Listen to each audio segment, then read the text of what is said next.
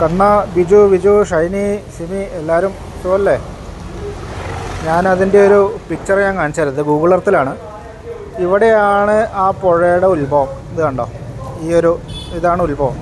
ഇവിടുന്ന് പൊട്ടി വന്നിട്ട് ഈ പുഴ ഒലിച്ചു വന്ന് ഈ കല്ലും മണ്ണും പാറയൊക്കെ കൂടെ വന്ന് ഇതാണ് മുണ്ടക്കൈ കേട്ടോ. മുണ്ടക്കൈ എന്ന് പറയുന്ന സ്ഥലത്ത് ഈ കാണുന്ന വീടുകളും ഈ പുഴയോട് ചേർന്ന് ഈ കാണുന്ന വീടുകൾ അതൊക്കെ അതിൽ ഒലിച്ചു പോയി. ഇവിടെ കണ്ടോ, ഈ പുഴയോട് ചേർന്ന് എത്ര വീടുകളാണുള്ളത്. ഇതെല്ലാം പോയി നേരെ വന്ന് ഇതാണ് ഇപ്പോൾ നമ്മൾ ന്യൂസിൽ കണ്ടുകൊണ്ടിരിക്കുന്ന സ്കൂള്, ആ മരം, ഇതൊക്കെ. ഇതിൽ ഈ ക്രോസായിട്ട് കാണുന്ന ഈ ബിൽഡിംഗ് മാത്രമാണ് ഇപ്പോൾ അവിടെ നിലനിൽക്കുന്നത്. ബാക്കി ഇവിടെ ഇത് മൊത്തം പോന്നു.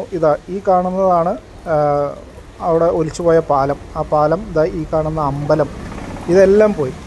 ഇത് പോയി അവിടുന്ന് നേരെ വന്ന് ഇത് കണ്ടോ, പുഴ വരുന്ന വരവ് കണ്ടോ, ഇതിലേ വന്ന് ഇവിടെയാണ് സൂചിപ്പാറ വാട്ടർഫോൾസ്.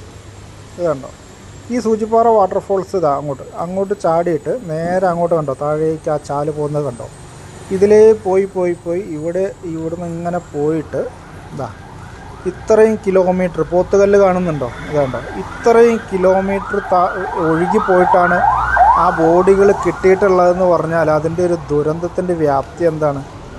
അത്ര ദൂരം ആണ് ബോഡി ഒഴുകി പോയിട്ടുള്ളത്. നമുക്ക് ചിന്തിക്കാൻ പോലും പറ്റാത്തത്ര ദുരന്തമാണത്. ഇനിയും എത്ര ആൾ കിട്ടാനുണ്ട് എന്നുള്ളതാണ്. വല്ലാത്തൊരു കഷ്ടം തന്നെ അല്ലേ.